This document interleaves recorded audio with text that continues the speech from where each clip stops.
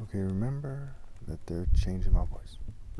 So this is Dionysus and the economy. I believe we're on part 7. And keep in mind, they're trying to make it so I sound weird. You can hear the effects of them fuming me and poisoning me at times.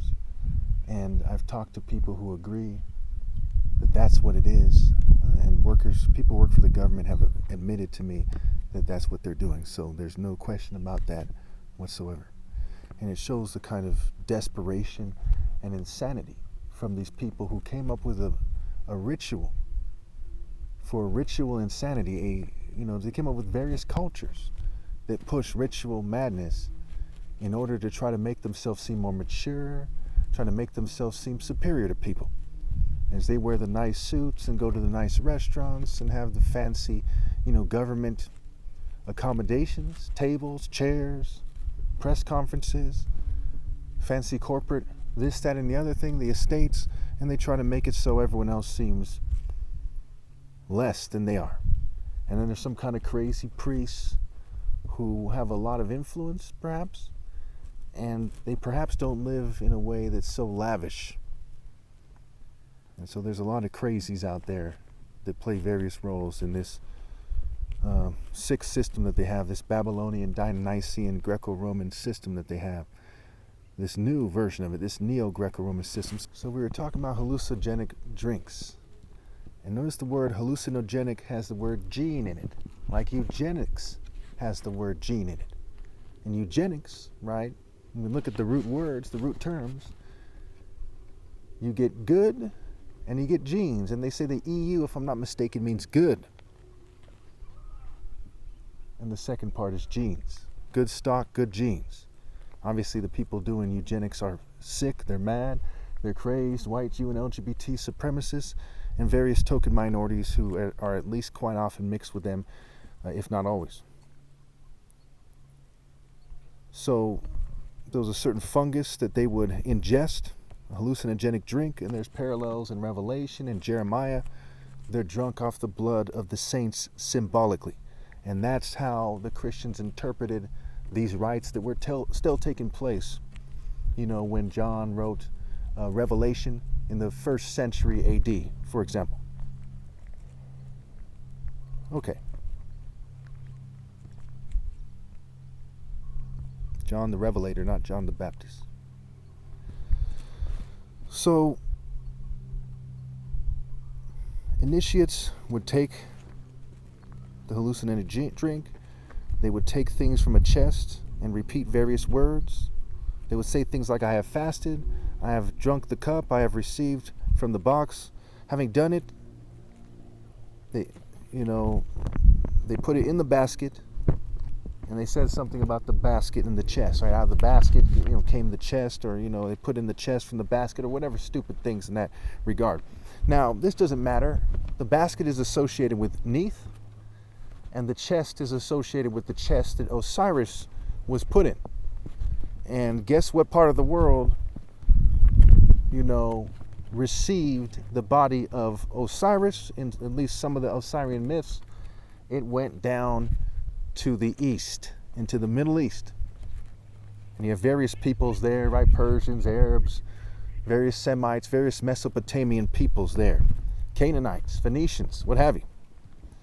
And from that kind of melting pot, that pluralistic culture at times at least, but it's certainly because of Dionysus, somewhat of a melting pot in some ways at least, came more of the ritual madness, more of the nonsense. So their rituals would go on until dawn. Following this was baptisms. And notice the word baptism has the word bat scrambled into it. And Bat is a deity that's associated with Narmer on the Narmer palette, who is said to be the pharaoh who united the two lands in Egypt. Before him, it's said to be pre-dynastic Egypt, where you had pharaohs like Ka and Iri-Hor, Horus kings, who laid the foundation. When other people were fooling around doing stupid rituals, they probably weren't much different than these silly Dionysian rituals. And just today, matter of fact, I should put that as the main picture. I think I will. There was several events here. One, they showed me a knife yesterday, and this morning somebody had stabbed like 4 of his family members. and there was a football player who had stabbed a rival football player in one of these schools at the event in a way that was, it was unusual enough for it to be on the news, and it's from another state somewhere. It's like Texas or something. But there's also these protests protesting Trump, and they're saying hands off, America, and they're talking about the tariffs, and they're talking about the various events that are associated with Donald Trump's executive orders, what have you. And you see these people there. One of them looks like, these Mexican people who worship, it's like Santa Maria or something to that effect, Lady Death, what have you, the cartels, the people there, and there's people in the various occult, systems.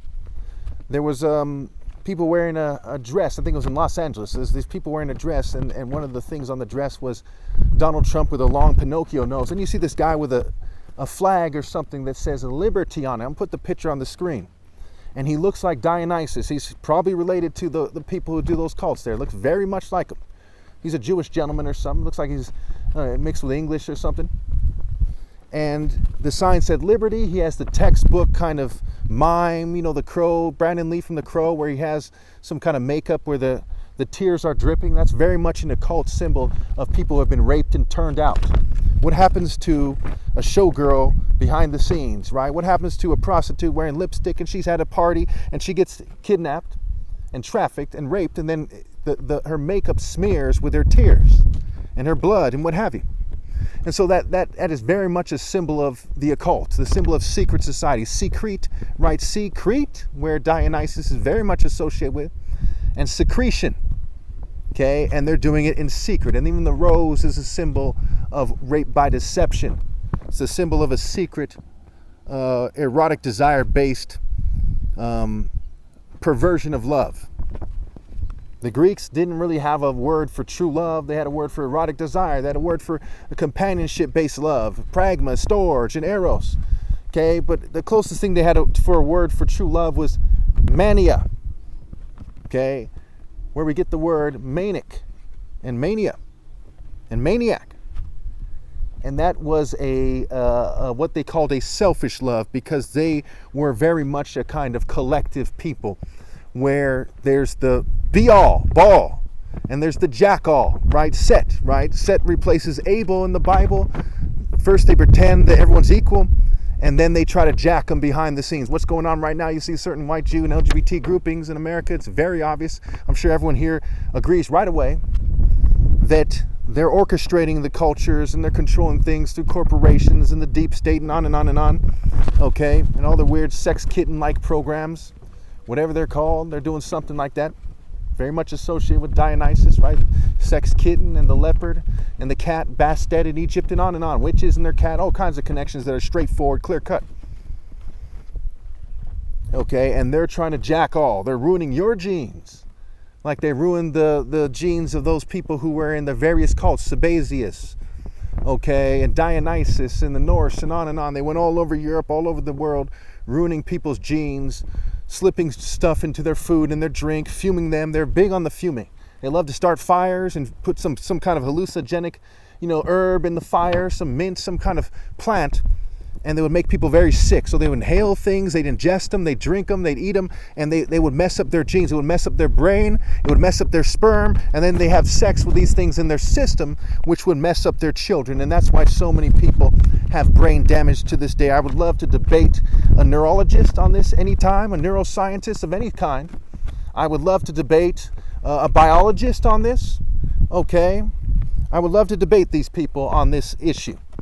Do things have an epigenetic effect? You betcha. I don't have a degree in these things, but I am certain with the information that I have that people on my side of the debate would see that I'm right and everyone else would see that I'm right, without using fancy terms past a certain point, because it's so clear. It's like saying, is it a bad idea to drink a whole lot and drive blindfolded? Is it a bad idea in terms of reproduction and epigenetic, generational genetic effects, okay, for somebody to be a part of the Dionysian cult where they're ingesting all these things, and where they're arrogant sons of bitches who separated themselves from these things, pretended to be on God's side, and who try to benefit from the sabotage of this. And should those worms then turn around and pretend that they're ideal and everyone else is an idiot or something? Very, very sick. And the implications on compensation go quite deep, I assure you. These are the same dogs talking about they want a meritocracy. Now again, I don't believe in DEI, I believe in pinpointed solutions. Okay, but should people be included in the economic process when you've sabotaged their genes for generations? You betcha. Are people hesitant to admit that their genes are sabotaged because it's embarrassing, and they've been taught to believe in equality and play stupid about these things, and they've been taught that if they lie about their brain function and how smart they are, that somehow it helps them? You betcha. They talk about being empowered in the New Age and light workers, even the churches these days. It is very disgusting. And notice they're making it so I sound that I'm hard to listen to. You know, if you have the option to switch to annotations, you might consider that. But keep in mind, quite often they get the words wrong. And they try to make it seem like I'm saying something that I'm not.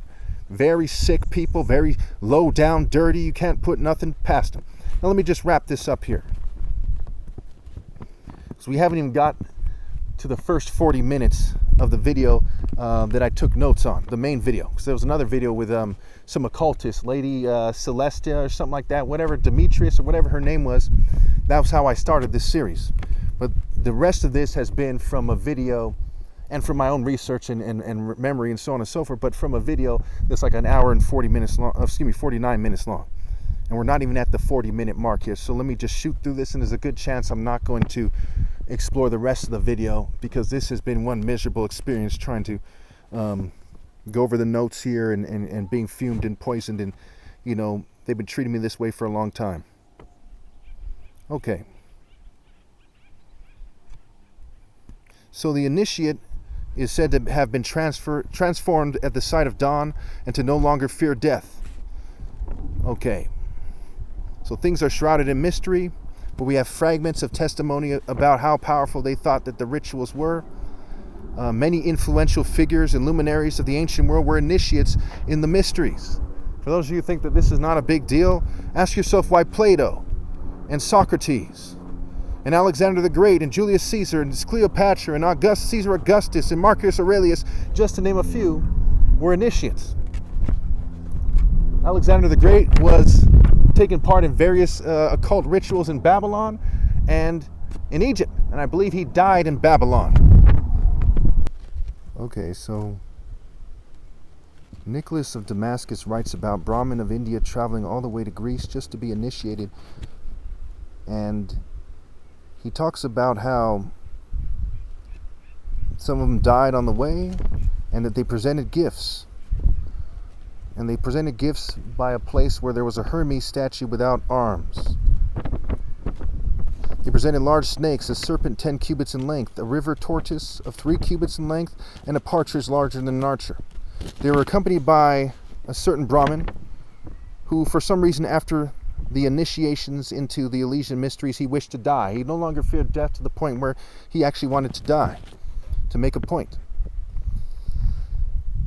He wished to make a display for the benefit of Augustus Caesar and the Athenians. He was therefore initiated into the mysteries of Dionysus and Demeter, which were held out of season on account, they say, of Augustus, who was also an initiate. This particular Brahmin threw himself alive into the fire and died. His tomb had an inscription on it. It said his name and where he's from. He said to have immortalized himself according to the custom of his country. Here lies Dionysus. Excuse me. Scratch out that here lies. So Dionysus possessed the ability to induce inspiration and ecstasy in his worshippers, and this held profound significance in the realms of art and literature in Athens. So a lot of this art you see is a mocker, base, worm, Dionysus mocking a turtle, Dionysus playing referee in various competitions, somebody who's way out of touch in reality, just a dumbass, okay, acting like he knows best about everything you can think of. Arts would include martial arts, just a dumbass making a fool of himself and his family and his culture and disgracing everything that he touches. I'm sure you can all agree on that by now. If not, you haven't been paying attention, put in the comments, we'll discuss it. Okay. Various theatrical presentations of tragedy and comedy were integral parts of the two Dionysian festivals. They stuck out the most, okay? And their names, you can see the video of yourself if you want the names to be correct, and ask yourself, when you have all the names, did it make a difference? No. The idea is important. The key parts are important. The names and the details, for the most part, aren't important. The devil is in some of the details, not all the details. It's like memorizing every word in the Bible or something. It's not necessary. Okay. So Dionysus received various tribute in various ways, including through poetry. Okay, and we see in the thing on the screen, including in protest, right? Protestant, which goes back to, I believe it's Proverbs 6 or so, somewhere around verse 6, like Proverbs 6 through 8 or something like this, where it talks about the ants. It says, stop being a sluggard, learn to be wise from the ants, and apply diligence, prudence, be prudent. The way of the morally precise, prudent person is the way of wisdom. Okay. So,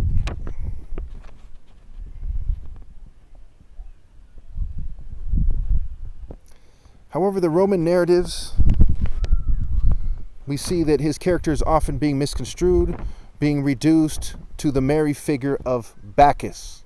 Now, whether it's misconstrued or not, I guess is up for debate, but that's a quote from the video, give or take. Okay, so a staple of his festive gatherings was drinking. The festivities of the Bacchia were officially forbidden in Italy in 186 BC. There was a major event in Roman Republican history. A group of runaway slaves and plebeians led a revolt in the northern wilderness of Rome, led by women, a certain woman in particular. And she is believed to have led the mystery rites of Dionysus, especially the so-called holy orgia, which was an unholy orgia, mind you. There's no such thing as a holy orgy. That's sick. And, okay. That goes back to all the Roman orgies, right? It wasn't just Dionysus, right? Rome was known for orgies in general, and that kind of thinking was sort of pervasive in the culture. Livy portrays the ceremony a certain way, and it said it was exclusive to women. It was conducted during daylight on only 3 annual occasions. In some instances, they were nighttime events. They increased the occurrences to 5 times monthly and made them accessible to all genders and social standings. This particular female also made consumption of wine, along with acts of violence and mandatory intimate encounters, a core part of the initiation process. The vulnerable, including the lower socioeconomic classes, the slaves, the women, okay, what have you, and those perceived to be morally feeble, were believed to be the most affected. But even upper-class men were not exempt. Livy reports that the men dressed as women and the women like men, and same-sex relationships were encouraged. A former member exposed the process, okay, to the Roman Senate, and after thorough scrutiny, as the story goes, the Senate acted to dismantle the cult, believing that this action prevented divine retribution on Rome. Livy states that around 6,000 individuals faced execution. Among the detained was Minus Carinus, or whatever the person's name was, a certain person who's important, and no one knows what that person's fate was. So keep in mind that them cracking down on the Bacchanalia and the cults of Dionysus, aka Liber, where we get the word liberty again. Libor, Liber, L-B-R-E, right? That was like the war on drugs, where the governing class is controlling the drugs. They're making sure their money flows a certain way. They're using it to their